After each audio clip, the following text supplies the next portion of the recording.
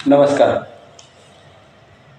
जैसा कि मैंने आप लोगों को बताया हुआ है कि मैं अपने आने वाले वीडियोज़ में डेली आपके साथ कुछ न कुछ प्राणायाम को शेयर करता जाऊंगा, जिससे कि हम जो भी आसन वगैरह करते हैं, एक्सरसाइजेज करते हैं, जिससे कि हमारे बाहरी शरीर की सुंदरता बनती है। शरीर हमारा बाहर से काफ़ी मजबूत बनता है, लेकिन शरीर को स्वस्थ रखने के लिए मेरा मानना है कि हमें शरीर को बाहर और भीतर दोनों तरफ से मजबूत रखने की आवश्यकता है। तो बाहरी मजबूती के लिए तो हम आसन वगैरह आपके साथ में शेयर किए हुए हैं, लेकिन शरीर को अंदर से मजबूत करने के लिए मैं डेली आपके साथ कुछ कुछ प्राणायाम को शेयर करता आ रहा हूँ। पिछले वीडियोज़ में मैंने आपके साथ भस्त्रिका और कपालभाति शेयर किया है। इस वीडियो में मैं आज आपके साथ बाह्य प्राणायाम को शेयर करूँगा। हमारे सेंटर आरोग्यम की ओर से मैं आपके साथ अपने ये एक्सरसाइजेज, ये प्राणायाम सब शेयर कर रहा हूँ। हमारा सेंटर आरोग्यम आसनसोल वेस्ट बंगाल में है। हमारी सेंटर से फिजियोथेरेपी की services, yoga classes, fitness classes की सुविधा हमारे पेशेंट्स को दी जाती है। हमारी सर्विसेज हमारी सेंटर पर और सेंटर के अलावा पूरे आसनसोल एरिया में, आसनसोल से लेकर नियामतपुर, बराकर, कुल्टी, चिनाकुड़ी, रूपनारायणपुर, चितरंजन, इन सभी एरियाज़ के अंदर में होम क्लासेज भी, होम सर्विसेज भी हमारी ओर से दी जाती हैं। आप में से अगर कोई इंटरेस्टेड हो, आपके मित्र, बंधु, परिचित किसी को किसी भी तरह की स्वास्थ्य रिलेटेड समस्याएं हैं, तो उसके लिए आप हमसे हमारे डिस्क्रिप्शन बॉक्स में दिए गए कॉन्टैक्ट डिटेल्स पर संपर्क करके हमसे हमारी सर्विसेज ले सकते हैं। आप लोगों की सुविधा के लिए मैं अपना नंबर इस वीडियो में भी आपके साथ शेयर करना चाह रहा हूँ। हो सके तो इसे कृपया नोट डाउन आप सभी कर लें। मेरा नंबर है 9163097850। मैं एक बार रिपीट कर रहा हूँ, 9163097850। आप लोगों का ज़्यादा समय मैं नहीं लेते हुए डायरेक्ट बाह्य प्राणायाम की ओर बढ़ रहा हूँ। इसको करने के लिए आप अपने कंफर्टेबल आसन में सबसे पहले बैठ जाएंगे। अभी मैं आपके सामने में जो बैठा हुआ हूँ पलथी मारकर, इसे हम सुखासन बोलते हैं। हम चाहें तो इसको हम सिद्धासन में भी बैठ सकते हैं, एक पैर ऊपर दूसरा पैर नीचे। और तीसरा होता है, अगर हम चाहें तो इस तरह से पद्मासन में भी हम बैठ सकते हैं। अगर किसी को किसी तरह की पैरों की तकलीफ ना हो, घुटनों में कोई समस्या ना हो, तो पद्मासन लगा ले। मेरा मानना है बाह्य प्राणायाम करने के लिए जो मैं अभी आपके सामने करने वाला हूँ, इसके लिए बेहतर होगा, सबसे बेहतर होगा इस पर्टिकुलर प्राणायाम के अंदर अगर हम पद्मासन लगा कर बैठे तो ज़्यादा अच्छा होगा। इसमें हमें करना क्या होता है कि हमें लंबी और गहरी सांस लेनी है।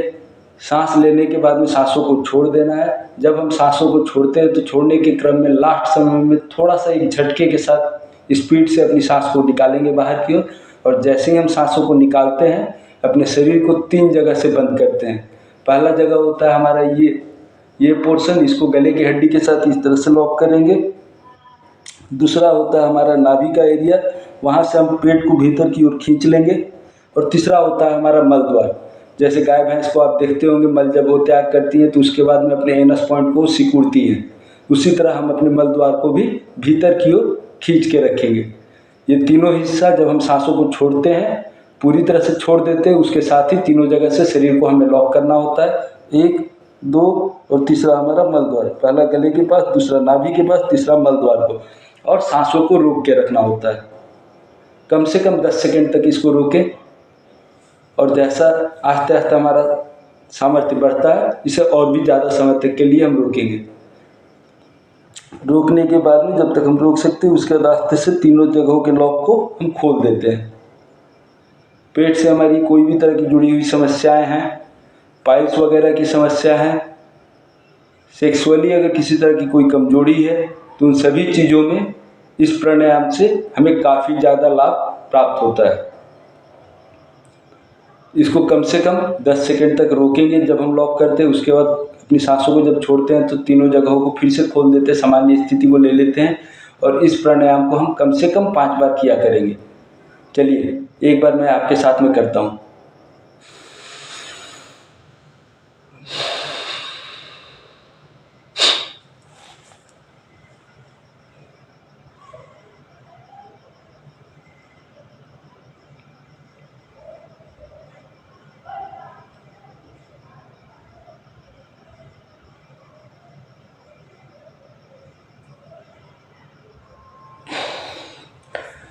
क्षमा कीजिएगा, मैंने आपको एक चीज़ बताने में भूल कर दी। जब हम तीनों जगहों से शरीर को लॉक करते हैं, गले से, नाभि से और अपने मल द्वार से, तब उस समय में हमारी हाथों की मुद्राएं जो इस तरह से होती है जब हम स्टार्ट करते हैं, लेकिन जब लॉक करते हैं उस समय में हाथों को इस तरह से घुमा लेंगे और हल्का प्रेशर के साथ नी को नीचे की ओर धक्का देकर रखेंगे। चलिए एक बार और करते हैं।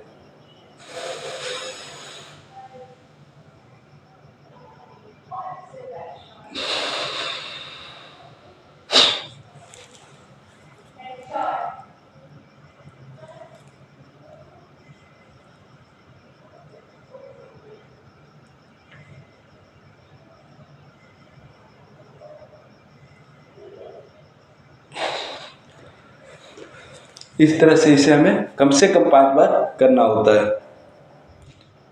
जब भी हम यह प्राणायाम करते हैं तो इसको करने के बाद 5 बार करने के बाद हम एक क्रिया करते हैं जिसे हम अग्निसार बोलते हैं।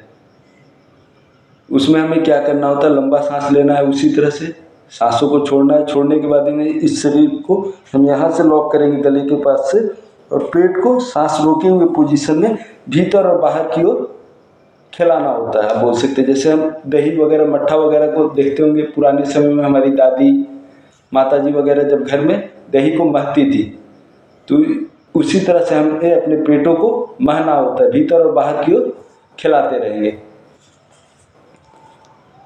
इससे पेट की हमारी कोई समस्याएं हैं उसमें हम इस प्राणायाम को कर सकते हैं, उससे हमें आराम मिलेगा। जैसे कभी कभी हमारे खान पान में कुछ गलत सही हम खा भी लेते हैं, तो वह भी हजम करने की शक्ति हमारे पेटों को प्राप्त होती है बाह्य प्राणायाम, कपालभाति और अग्निसार के माध्यम से। चलिए अग्निसार को भी मैं आपके साथ शेयर कर दे रहा हूँ।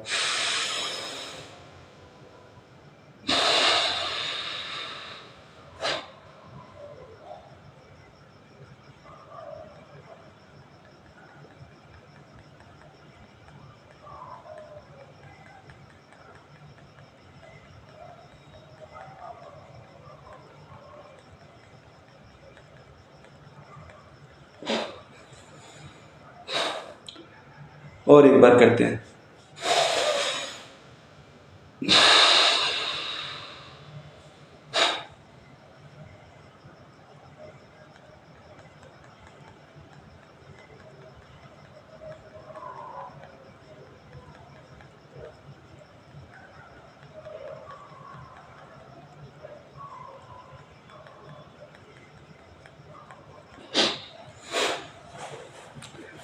जब भी हम प्राणायाम को शुरू करते हैं, सबसे पहला प्राणायाम भस्त्रिका होता है, उसके बाद कपालभाति होता है, कपालभाति के बाद बाह्य प्राणायाम होता है, और उसके बाद हम अग्निसार करते हैं। कपालभाति से करने से जो भी हमें, हमारे शरीर को किसी भी तरह की जो एनर्जी हमें प्राप्त होती है, उसके ठीक बाद बाह्य और अग्निसार को कर देने से एक तरह से हम बोल सकते हैं कि वो हमारे शरीर रूपी बैंक में वो स्टोर करने का भी काम होता है, जिससे कि हम अपने सारे दिन की जो भी गतिविधियां हैं उनको करते हैं, उसमें हमें एक तरह से वो एनर्जी को यूज प्रॉपर ढंग से हमारा शरीर उसको करता है। तो जब भी कपालभाति करें, भस्त्रिका वगैरह करें, जैसा समय हो, सभी प्राणायाम अपने आप में लाजवाब है, सभी उपयोगी हैं। लेकिन कपालभाति के बाद कपालभाति का भी और अच्छे से अगर लाभ हमें चाहिए शरीर को, तो बाह्य प्राणायाम और अग्निसार जरूर किया करें कपालभाति के साथ में। वीडियो अच्छा लगे तो कृपया हमारे इस चैनल को, आप सभी से निवेदन है हमारा कि इसे लाइक, शेयर और सब्सक्राइब करना नहीं भूलें। धन्यवाद।